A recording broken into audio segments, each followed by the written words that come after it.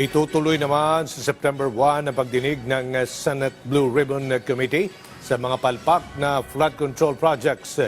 Senator Panfilo Lacson naniniwalag may malaking tao sa likod ng panunuhol ng isang DPWH District Engineer.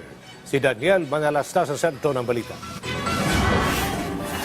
Kinumpirma ni Senate President Francis Escudero na pirmado na niya ang sabina na layong ipatawag ang mga kontraktor na hindi sumipot sa naunang pagdinig ng Senate Blue Ribbon Committee.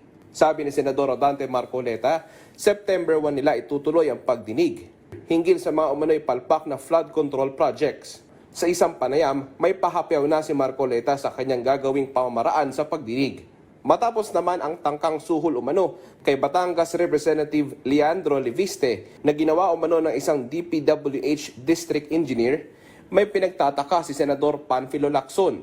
This reinforces my theory do sa aking privilege speech na parang yung mga DPWH officials, at least at the district level, relegated na sila sa parang legmen or bagmen na mga powerful contractors. Why?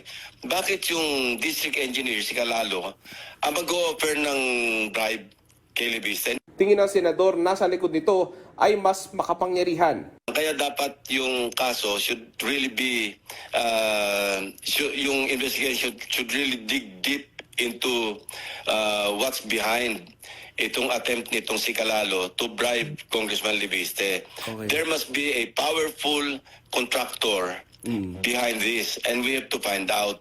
Dismayado naman si Lacson kay DPWH Secretary Manuel Bonoan sa pagpilit na ang nangyari sa Bulacan Flood Control Projects ay isolated case.